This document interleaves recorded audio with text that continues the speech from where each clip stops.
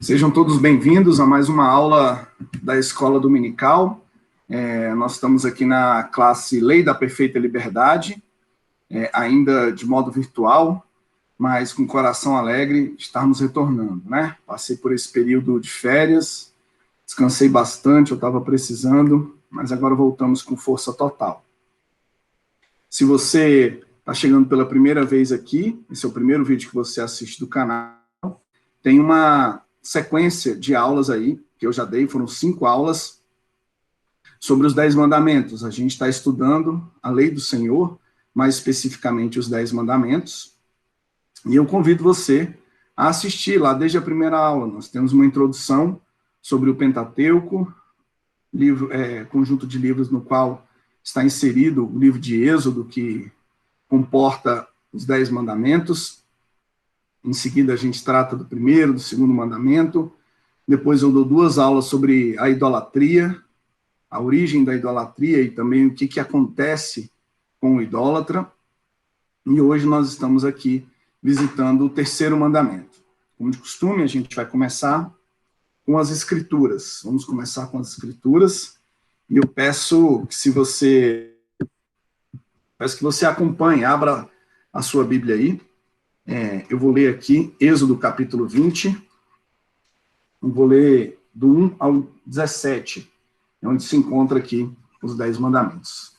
Diz assim as Escrituras: Então falou Deus todas estas palavras: Eu sou o Senhor teu Deus, que te tirei da terra do Egito, da casa da servidão. Não terás outros deuses diante de mim. Não farás para ti imagem de escultura, nem semelhança alguma do que há em cima nos céus, nem embaixo na terra, nem nas águas debaixo da terra.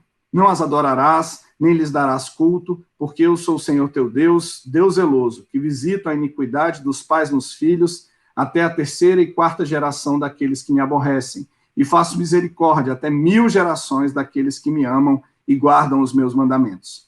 Não tomarás o nome do Senhor teu Deus em vão, porque o Senhor não terá por inocente o que tomar o seu nome em vão. Lembra-te do dia de sábado para o santificar. 6 dias trabalharás e farás toda a tua obra, mas o 7º dia é sábado do Senhor, teu Deus. Não farás nenhum trabalho, nem tu, nem o teu filho, nem a tua filha, nem o teu servo, nem a tua serva, nem o teu animal, nem o forasteiro das tuas portas para dentro. Porque em 6 dias fez o Senhor os céus e a terra, e o mar e tudo que neles há, e ao 7º dia descansou. Por isso o Senhor abençoou o dia de sábado e o santificou. Honra teu pai e tua mãe, para que se prolonguem os teus dias na terra que o Senhor teu Deus te dá. Não matarás, não adulterarás, não furtarás, não dirás falso testemunho contra o teu próximo. Não cobiçarás a casa do teu próximo, não cobiçarás a mulher do teu próximo, nem o seu servo, nem a sua serva, nem o seu boi, nem o seu jumento, nem coisa alguma que pertença ao teu próximo. Não tomarás o nome do Senhor teu Deus em vão, porque o Senhor não terá por inocente o que tomar o seu nome em vão. Esse é o terceiro mandamento. Vamos orar? Senhor, obrigado, Pai, por mais essa oportunidade de expor aqui a tua palavra, de estudar aqui essa porção da tua palavra que é tão cara não somente para nós, mas especialmente para ti, que zela pela tua própria palavra. Pai, me abençoa nessa exposição e também, Pai, abre corações e mentes para que a tua palavra possa ficar de tal modo impressa no nosso coração que a gente possa temer o Senhor, rejeitar o pecado, ter nojo do pecado, andar, Pai, em conformidade com a tua escritura, no nome de Jesus. Amém. Então vamos lá, vamos para a nossa aula, terceiro mandamento. Esse é um mandamento bastante importante, ele dá sequência ao que nós já estamos estudando, e vamos então examinar o que a Bíblia diz, o que diz o terceiro mandamento. Então, hoje nós vamos fazer uma pequena revisão, né, como de praxe em toda a aula. Depois nós vamos examinar o terceiro mandamento per si, texto bíblico.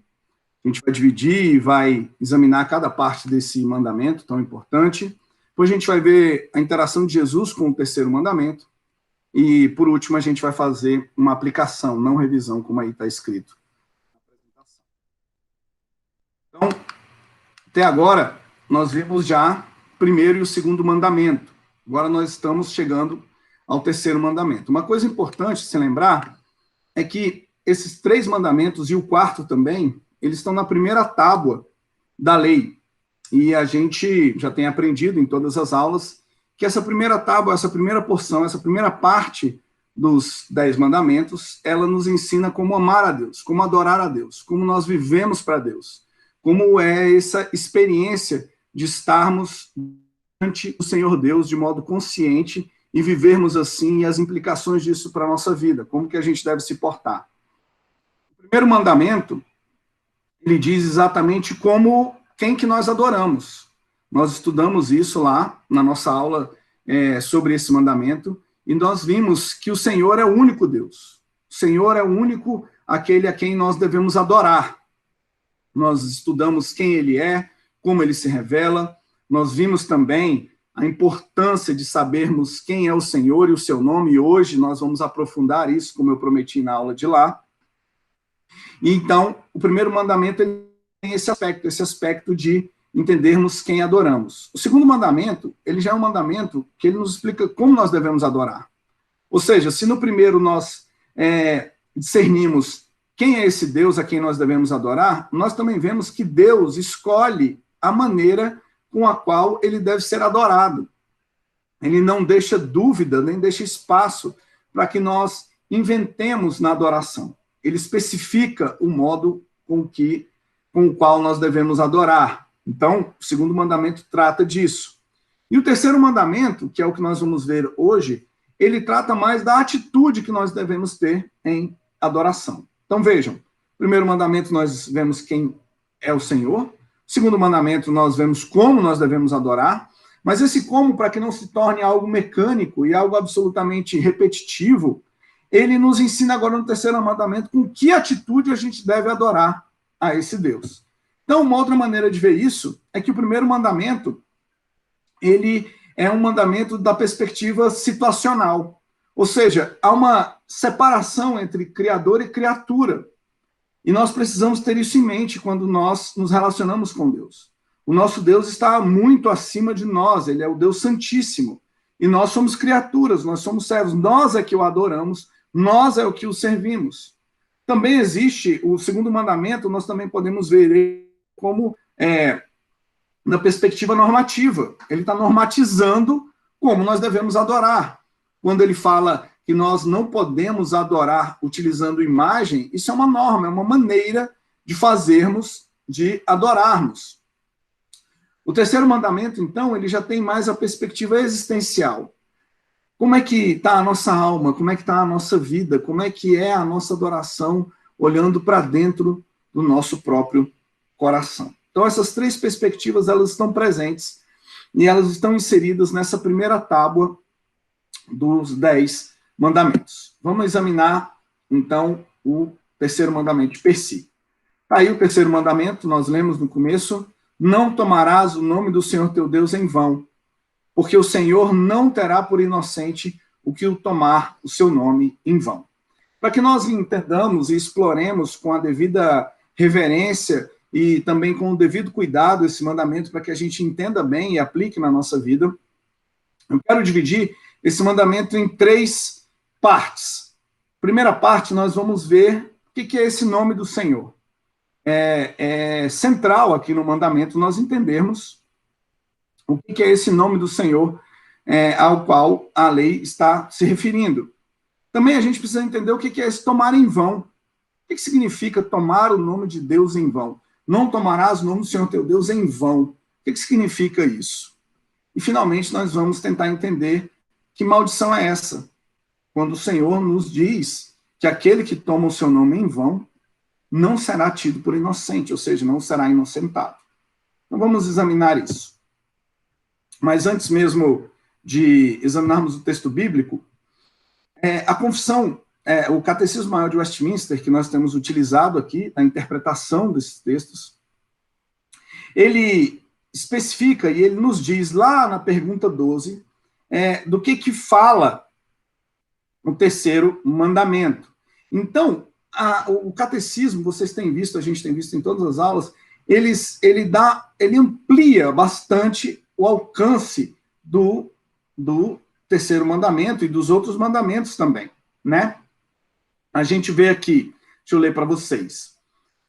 No terceiro mandamento exige que o nome de Deus, seus atributos, vejam, não apenas o nome, os seus títulos, atributos, ordenança, palavra, sacramento, oração, juramentos e votos, e sorte, suas obras e tudo quanto por meio de Deus faz conhecido, sejam santo e reverentemente usados. Ou seja, aparentemente não, o texto do catecismo, ele nos diz que não é apenas o nome de Deus de maneira exclusiva, que, sendo mal utilizado, fere o terceiro mandamento. Ao contrário, ele expande isso, ele traz para nós que a sua palavra, os seus atributos, ordenanças e mesmo as suas obras, quando utilizadas, devem ser feitas de modo reverente, assim como nosso pensamento, meditação, tudo isso deve ser feito para a glória de Deus, como diz aqui o catecismo. Então, eu quero que vocês já comecem entendendo que esse mandamento ele fala mais do que propriamente a gente consegue perceber aqui, olhando de maneira superficial o que o texto aqui está nos dizendo. E por isso é importante a gente dissecar esse mandamento hoje aqui na nossa aula. Então, vamos começar com o nome do Senhor. Bom, 3 coisas são importantes para a gente entender sobre o que é nomear no Velho Testamento. A primeira coisa importante que a gente precisa lembrar quando a gente vai estudar o texto bíblico, e principalmente esse mandamento, é que nomear é exercer soberania. Se vocês se lembrarem ou puderem recorrer ao texto bíblico, vocês verão que uma das expressões de domínio do homem sobre os animais é que Deus ordenou, lá em Gênesis 2:20, que o homem deveria nomear os animais.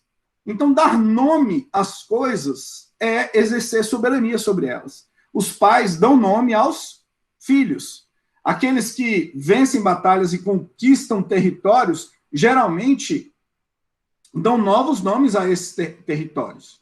Então, nomear é exercer soberania. Mas o que é interessante sobre dar nome às coisas é que, no caso do Senhor, ele nomeia a si mesmo. Ele se revela e ele dá nome a si mesmo. Isso é uma expressão da sua soberania absoluta. Ninguém dá nome a Deus. Ninguém nomeia Yahvé. O Senhor mesmo se apresenta e ele mesmo se dá o seu próprio nome. Perceba que dar nome é exercício de soberania. Se ninguém deu nome a Deus, essa é uma maneira de o Velho Testamento mostrar que Deus é soberano sobre todas as coisas. Mas há algo importante sobre isso. Quando Deus revela o seu próprio nome para o ser humano, ele dá uma capacidade para o homem de invocá-lo, de chamá-lo, de recorrer a ele. Então, ao mesmo tempo que Deus é soberano sobre o seu próprio nome, e isso fica bastante explícito aqui, ele compartilha conosco o seu nome, ele se apresenta.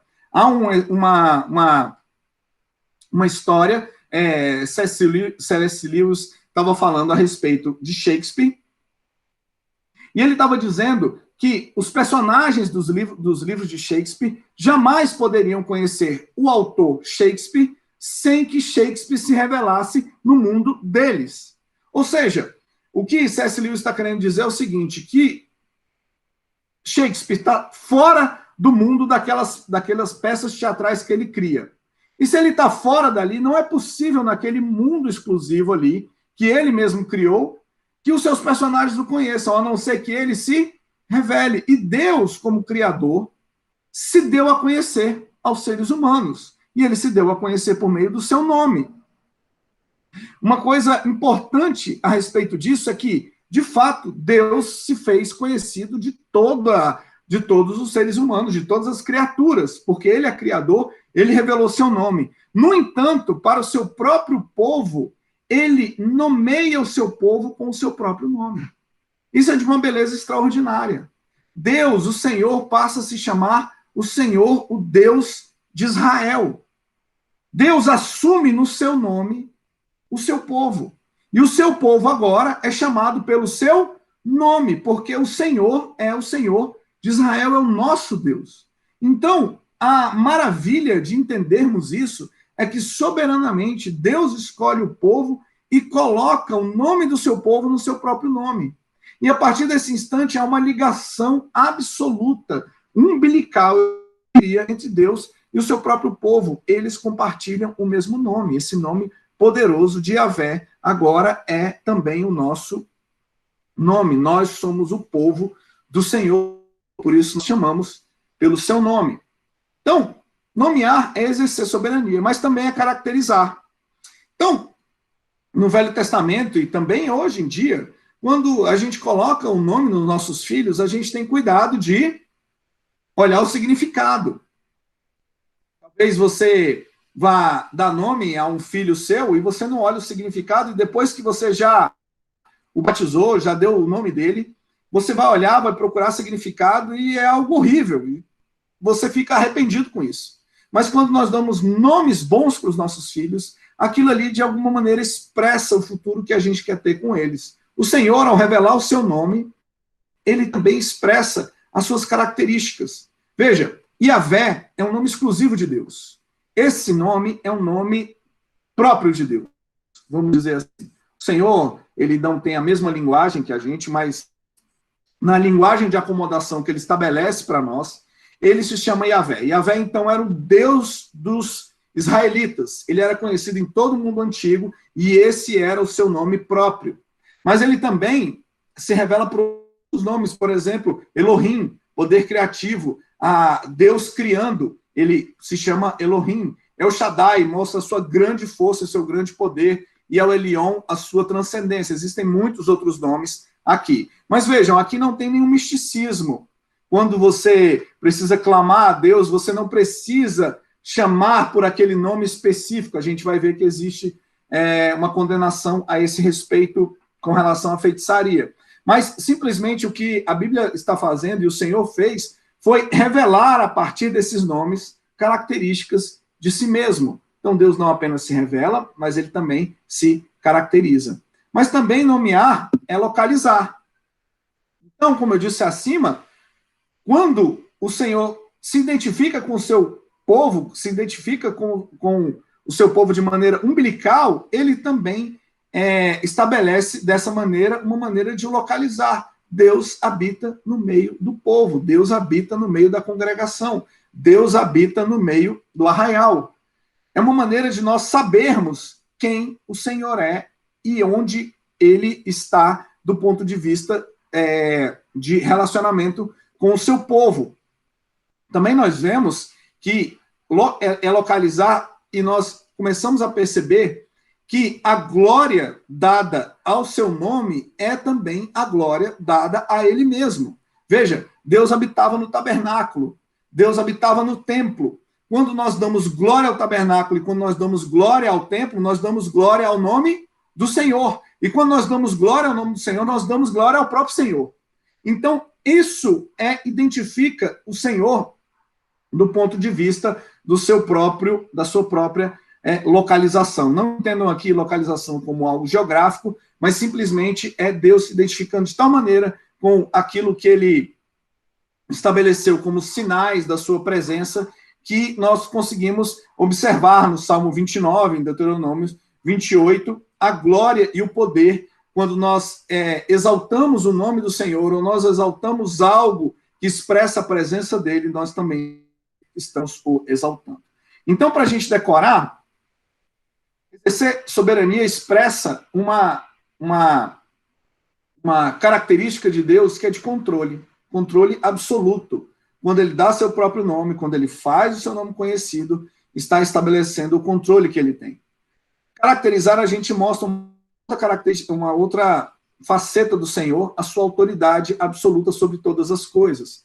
Se você vai estudando e vai procurando o nome de Deus, você vai vendo que não sobra nada sobre o qual ele não tenha domínio. Ele vai nominando, ele vai dando suas características, e a gente começa a perceber, e caracterizando o Senhor desse modo, a gente vê que não sobra nada que não esteja debaixo da sua autoridade. Finalmente, Localizar significa presença de Deus.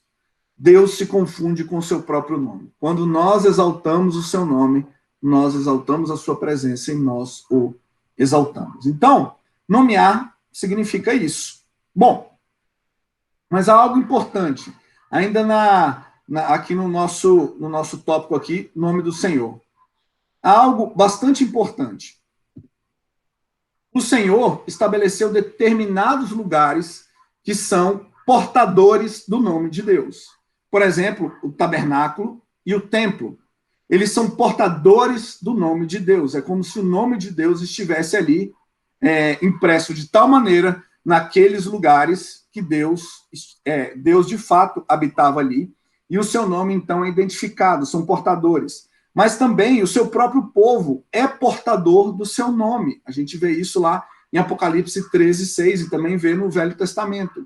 Então, isso é importante para a nossa aula, para que vocês entendam o âmbito e o alcance desse mandamento. Nós estamos olhando aqui e nós estamos vendo que há lugares que são portadores do nome de Deus, mas o seu povo também é portador do nome de Deus. E isso é bastante significativo. E significativo a tal ponto de que nós, sendo portadores do nome de Deus, nós o maculamos se a nossa vida não condiz com o nome ao qual nós portamos. É mais ou menos como se você fosse herdeiro de uma determinada família e essa família tivesse um modo de proceder e você simplesmente abdicasse desse modo de proceder para viver de uma outra maneira. Isso seria uma grande vergonha para o seu sobrenome.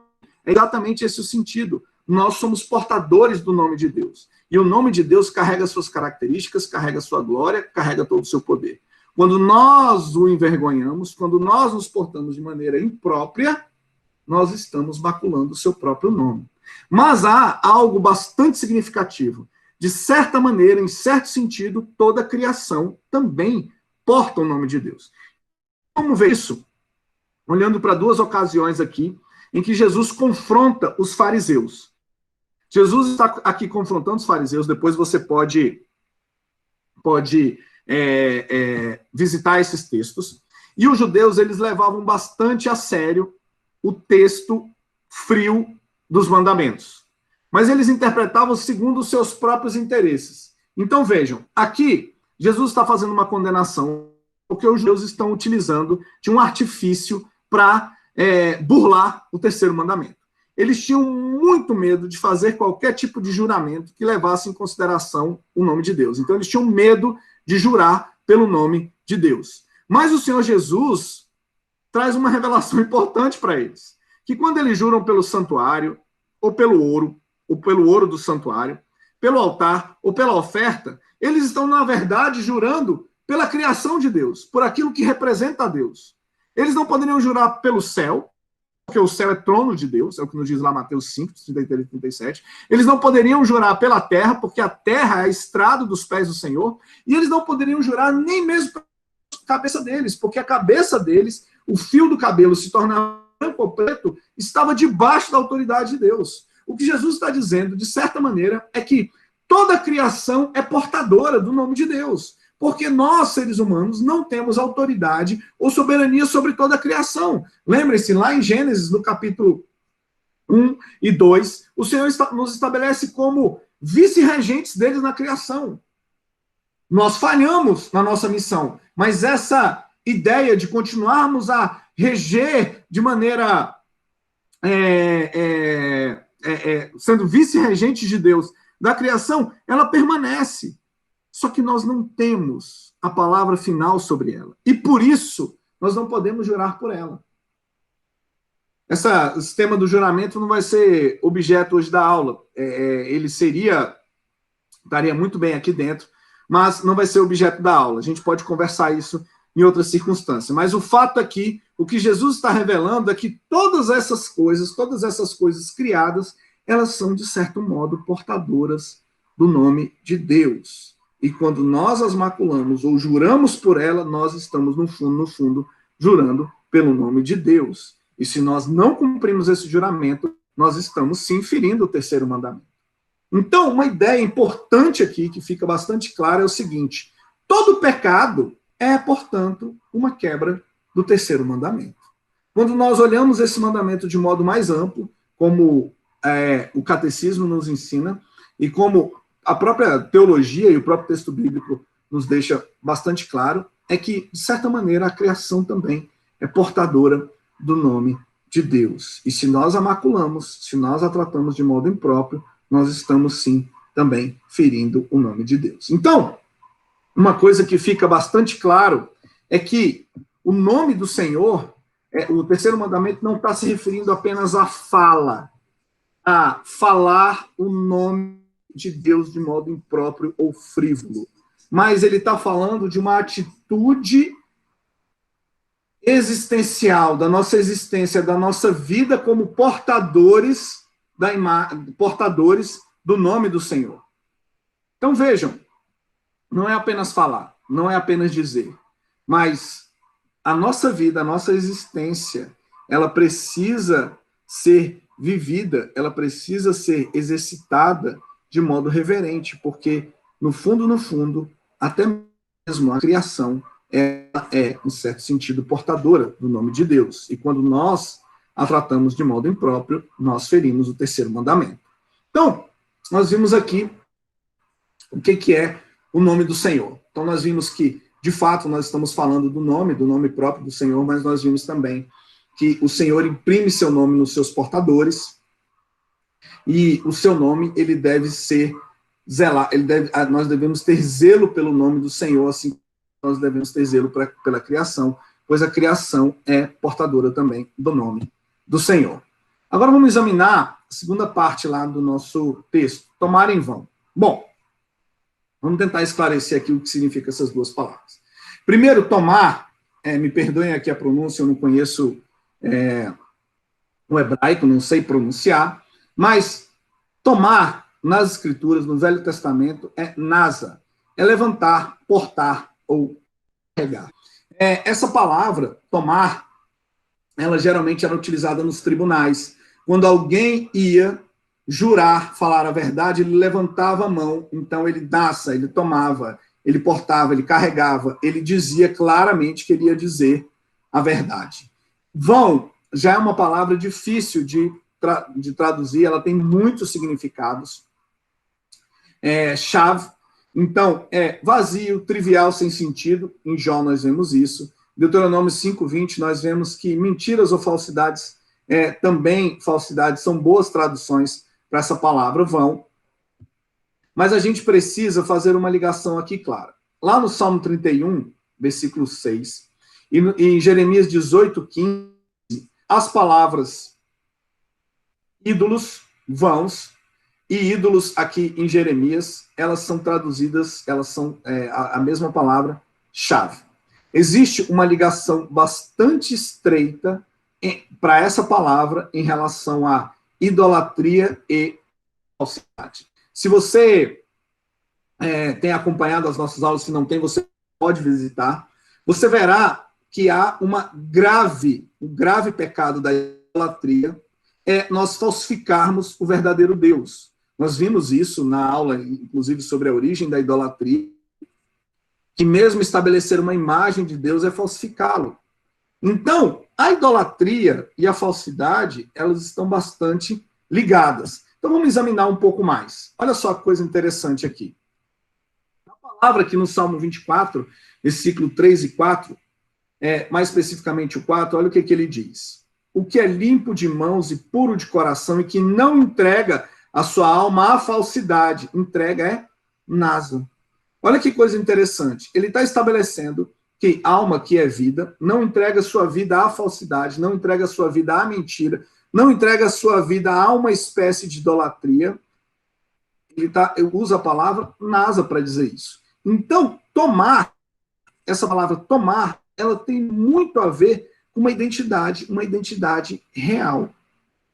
Portar, carregar, nesse sentido, é viver de modo absolutamente coerente com a sua identidade.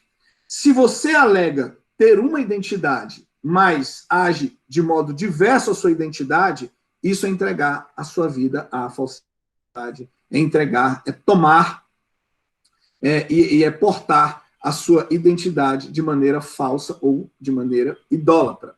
Já vão, quando nós examinamos aqueles dois textos lá, Salmo 31, versículo 6 e o Jeremias 18, 15, que estão no slide anterior, nós podemos utilizar a palavra falsificar. Então, tomar em vão é utilizar-se ou viver de modo falso. Viver de modo falso. Então, para ficar bastante claro, o que significa tomar em vão? É existir de modo a denegrir o verdadeiro Deus. Por que denegrir o verdadeiro Deus? Porque vocês se lembram que nós somos portadores do nome de Deus. Nós somos chamados pelo nome de Deus. Então, quando a Bíblia diz que tomar o nome em vão é um pecado, significa que você vive, de certa maneira, frívola, você vive de tal maneira diferente da identidade que você devia possuir. Você alega ser um crente, você alega ser um filho de Deus, você alega portar a imagem, portar o nome de Deus, mas você vive de maneira falsa. Quando você vive de maneira falsa, o que você está fazendo como portador do nome de Deus é denegrir o verdadeiro Deus, porque você está, de fato, falsificando. Então vejam que coisa grave. O que o mandamento está nos dizendo? E é uma ampliação absolutamente bíblica desse mandamento. Tomar o nome de Deus em vão significa viver, existir de tal maneira contrária ao que diz as Sagradas Escrituras, que nós denegrimos o verdadeiro Deus, nós envergonhamos o seu próprio nome, porque nós somos portadores do seu nome. É mais ou menos assim, quando você vive no seu trabalho, na escola, na interação social, e em certo momento alguém descobre que você é crente, e a pessoa toma um susto.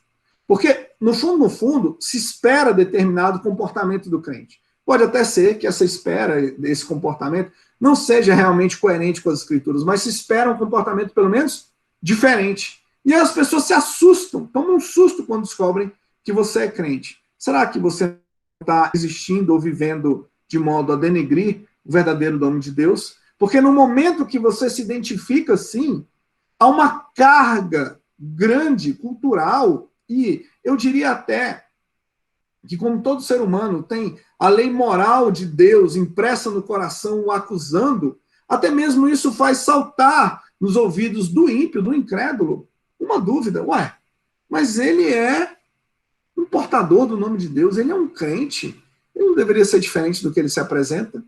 Então vejam que o mandamento estabelece isso de maneira bastante clara.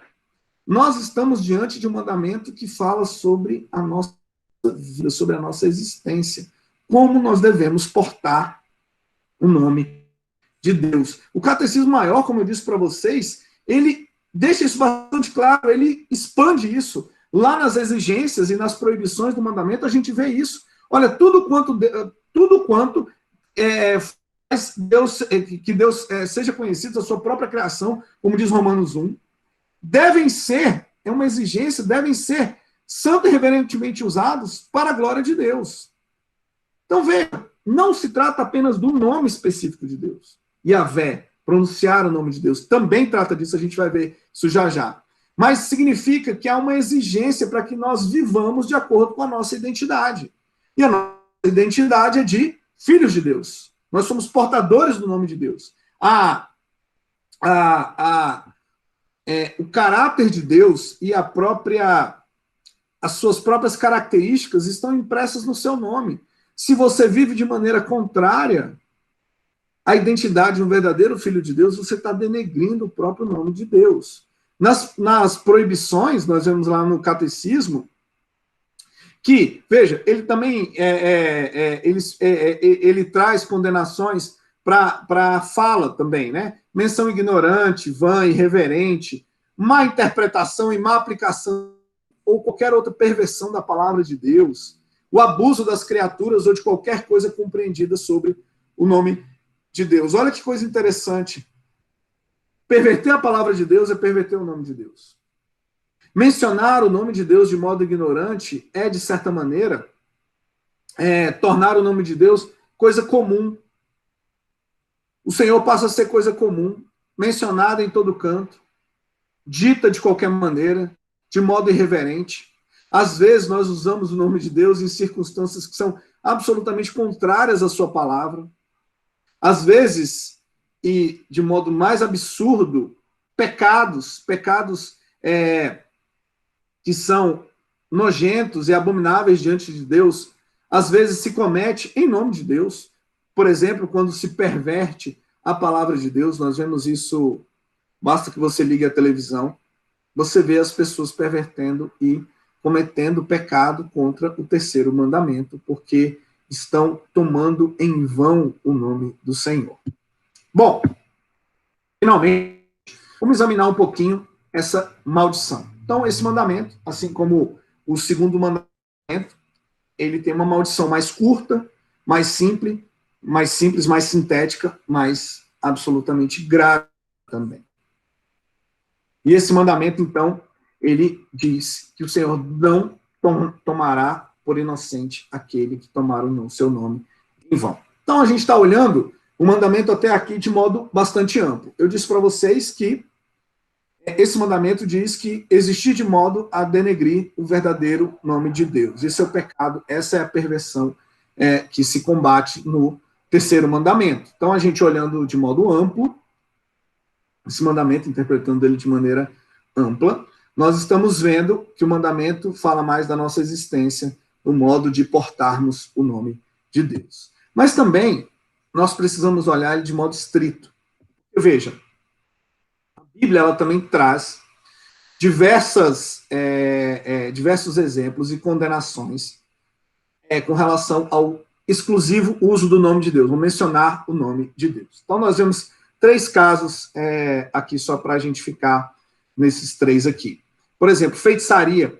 Era muito comum no ambiente do Velho Testamento, ali naqueles que circundavam Israel, que a feitiçaria era utilizada. E em que sentido? A feitiçaria era utilizada no sentido de manipular o nome de Deus, manipulação divina pelo seu nome. Então, é aquilo que eu estava dizendo para vocês. Talvez você fique estudando os nomes de Deus como se os nomes de Deus, simplesmente por serem pronunciados e da maneira certa, com aqueles caracteres corretos, com aquelas letras corretas, você conseguiria tal coisa.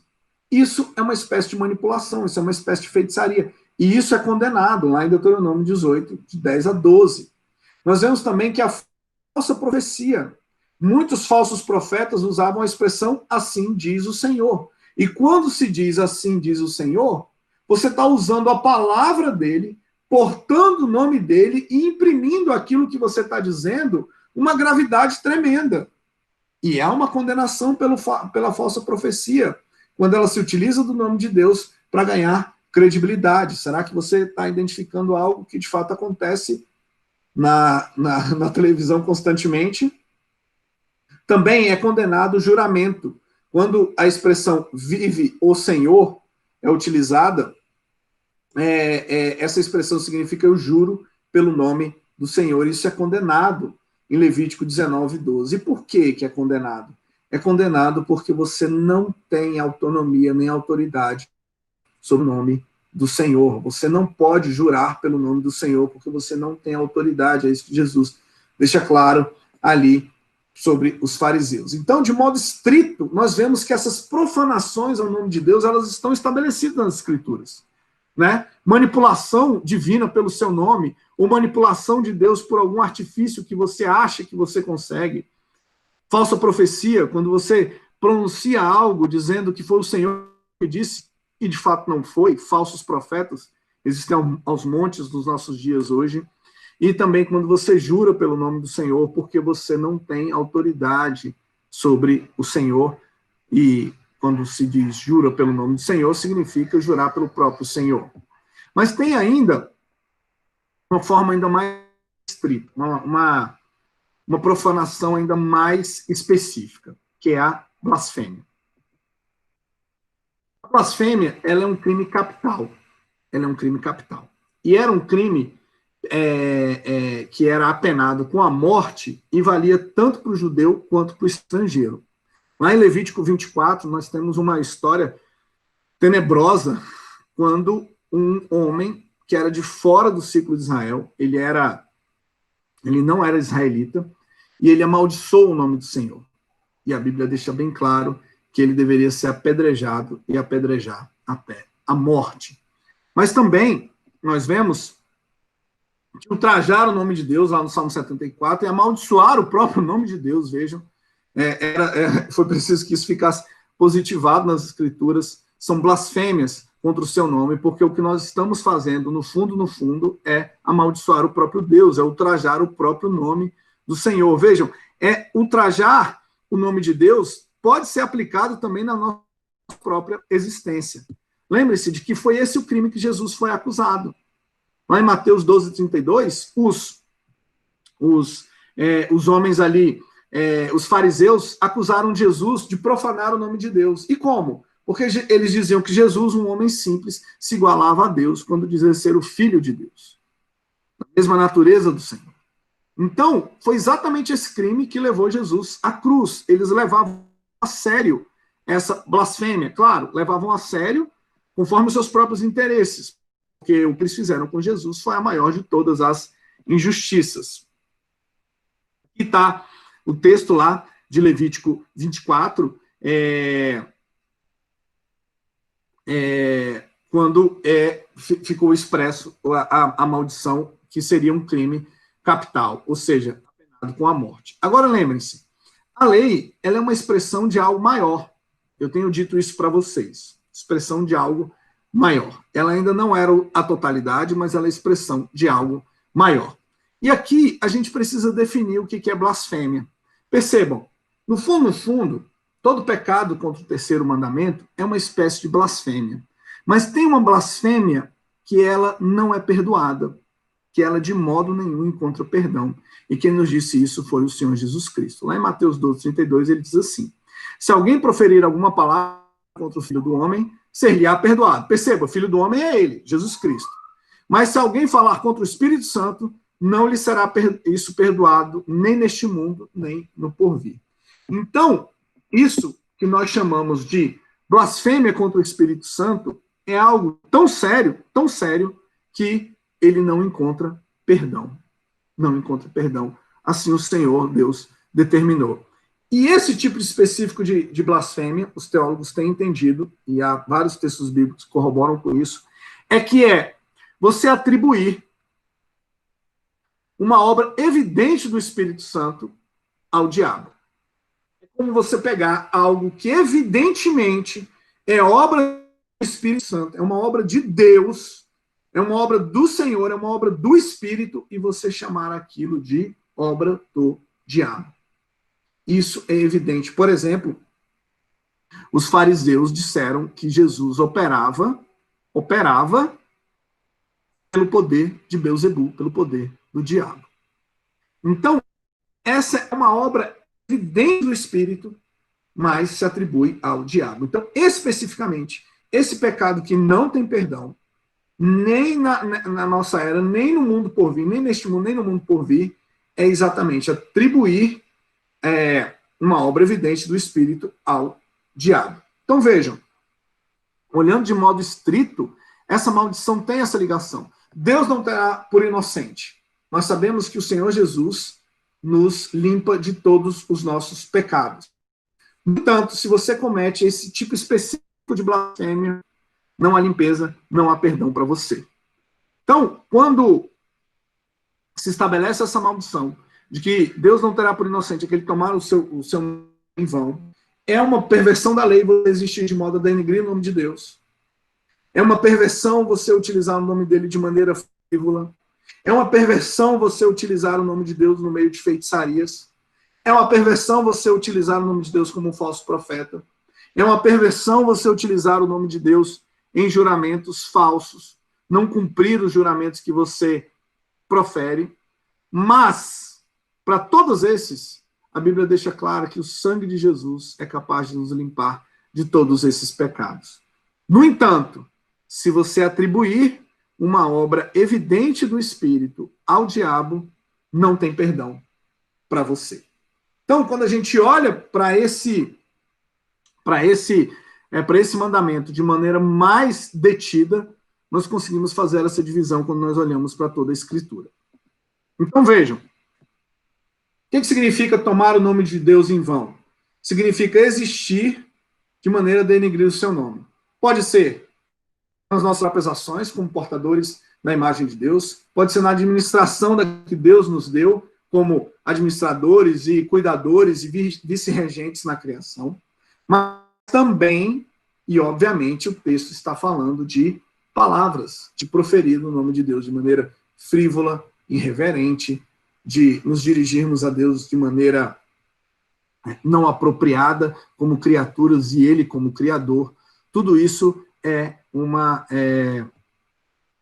um pecado, e esse pecado se dá exatamente pela não observância do terceiro mandamento.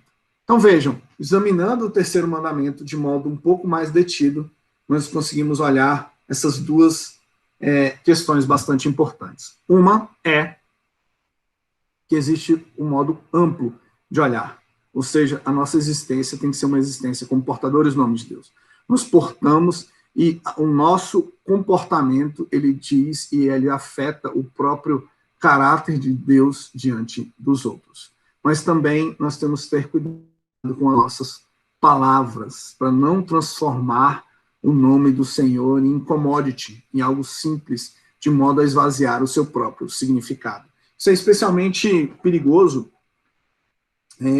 quando a gente começa a observar as pessoas fazendo comércio com o nome de Deus, comércio com a pessoa de Deus. A gente vê uma venda desenfreada de produtos que tendem a minimizar esse nome todo poderoso. O terceiro mandamento está aí para ser observado e ele deve ser, de fato, vivido na nossa vida. E Jesus e o terceiro mandamento.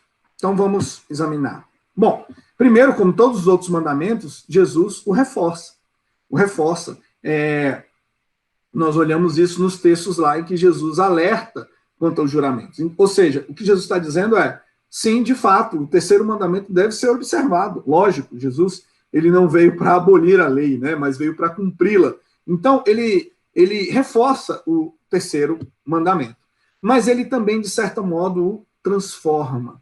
Vejam que coisa maravilhosa, queridos. Deus, nosso Senhor, Yahvé, o Deus que colocou o seu nome sobre o seu povo, em algumas partes das Escrituras no Velho Testamento, ele é chamado de Pai. Mas isso não é comum.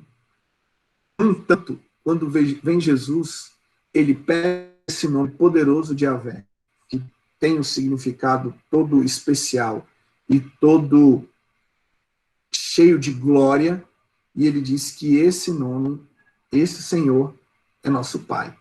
Ele nos ensina isso lá na bendita oração ali em Mateus capítulo 6, na oração do Pai Nosso. Jesus compartilha essa paternidade do seu próprio Pai conosco. Então, orem, Pai Nosso que está nos céus. Isso é maravilhoso, queridos. Yahvé, o Deus Todo-Poderoso, que é em si absoluto em todas as coisas, ele é o nosso Pai. Nós devemos nos lembrar disso. Agora veja coisa interessante. Olha como é que Jesus também o reforça, o terceiro mandamento, quando ele estabelece na sua oração, santificado seja o teu nome. O que significa esse santificado seja o teu nome, senão dar ao nome de Deus um tal destaque santificado, aqui nesse caso é dar destaque ou separar o nome de Deus para adoração, dar toda a adoração ao nome de Deus e toda a reverência ao nome de Deus. Então, ao mesmo tempo que Jesus o transforma, porque ele traz para nós e para o nosso coração uma realidade que nós estamos lidando não apenas com o Senhor, que incorporou o nome do seu povo no seu próprio nome, mas é um Pai também, mas ele não deixa escapar a reverência devida ao seu nome. O Senhor é um Deus santo, separado, e nós devemos adorá-lo conforme a sua própria santidade. A separação criador-criatura, ela continua aqui. Nós somos o seu povo, mas ele é o nosso Deus, ele é o nosso Criador, e nós precisamos santificar o seu nome, porque quando nós santificamos o seu nome, como nós estabelecemos slides atrás, nós estamos santificando, nós estamos separando, nós estamos adorando o próprio Deus. Jesus o transforma, mas Jesus também o personifica.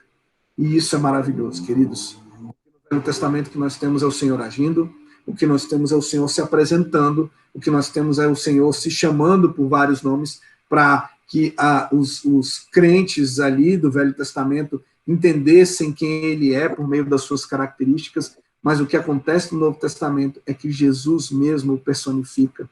Lá em Hebreus diz que o Senhor, Jesus, é o Senhor sobre os anjos, então ele é o Senhor dos exércitos, Jesus Sabaô, assim como Yahvé Sabaô, como no Velho Testamento o Senhor é o Senhor dos exércitos, Jesus é o Senhor dos exércitos celestiais. Jesus também é o El Shaddai, o Eu Sou, lá em João 8,58, antes de Abraão, eu sou.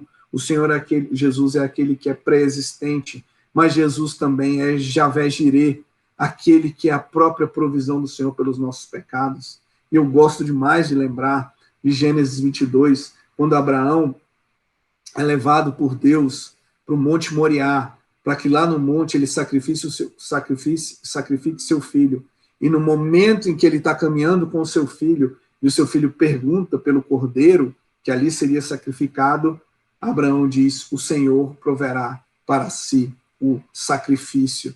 E nós entendemos pela teologia bíblica que Jesus é esse sacrifício que o Senhor Deus proveu. Então Jesus é a provisão pelos nossos pecados, ele é a Vegirê, ele é o Deus da nossa provisão.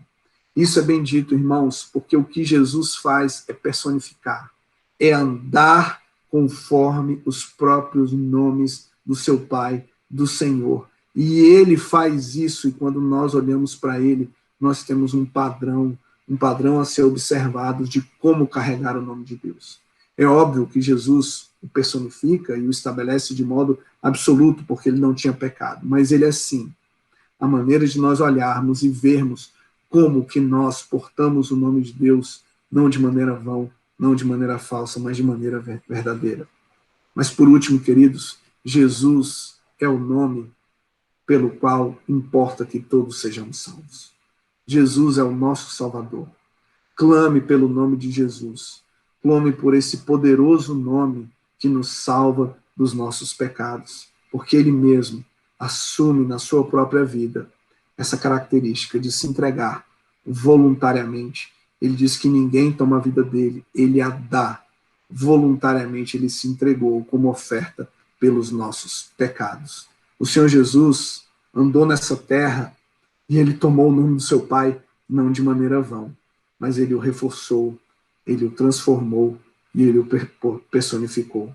A obra de Jesus é uma absoluta observância de todos os mandamentos, mas aqui nesse caso específico desse terceiro, porque Jesus se portou e andou de maneira digna do seu próprio nome. Louvado seja o nome de Jesus, pelo qual importa que sejamos salvos. Finalmente, fazer uma pequena aplicação aqui com você que tem a ver com o nosso texto. Recentemente eu tenho assistido uma série chamada Greenleaf. Greenleaf é uma série interessante, ela tem muitas temporadas. Ela é uma série que conta a história de uma família que tem uma igreja, uma mega igreja nos Estados Unidos. Ela não é uma história real, ela não está contando uma história real, mas bem que poderia. A ficção aqui, ela talvez seja até menos real do que a realidade que nós observamos em alguns contextos. Mas o que eu acho interessante dessa série é que essa série, ela com certeza é uma série feita por ímpios, mas, enfim, eles têm observado o que acontece em algumas dessas mega igrejas. E eu acho interessante que sempre, todos os episódios e toda a história que está sendo ali contada, ela tem um pano de fundo que se aplica bastante aqui à nossa história, ao nosso objeto aqui do nosso estudo, que é o seguinte: as pessoas ali usam o nome de Deus para auferir receita, para conseguir os seus próprios interesses. A série inteira é uma amostra cruel de homens que se dizem profetas, homens que se dizem pastores, mulheres que se dizem profetisas, mulheres que se dizem pastoras, que estão portando o nome de Deus de maneira vã. Por quê? Porque a vida deles é uma falsidade absoluta. Eles, na verdade, criaram para si um Deus, um ídolo que tem características absolutamente mundanas, e eles então usam o santo nome de Deus para oferir renda e oferir as suas vantagens. Eu acho bastante curioso que tudo o que é discutido na série, desde o racismo até violência contra a mulher, intrigas familiares, tudo isso é resolvido não com o uso correto do nome de Deus, não com existir coerente com o nome que eles dizem portar, mas ao contrário disso. Tudo isso é resolvido de maneira pecaminosa, porque eles utilizam o nome de Deus de maneira imprópria, para que eles consigam chegar nos objetivos que eles desejam. Essa série, ela retrata essa triste realidade do uso vão do nome do Senhor. Talvez você não seja um pastor, e Deus te livre de ser um pastor conforme esse retratado nessa série. Mas talvez você tenha vivido e esteja vivendo a sua vida de maneira vã. E saiba, onde quer que você esteja, onde quer que você ande, você é um portador do nome de Deus. E você precisa entender que, como um portador do nome de Deus, você precisa viver de maneira coerente com a sua própria identidade e não maculando aquilo que há de mais caro na existência, que é o nome do Senhor.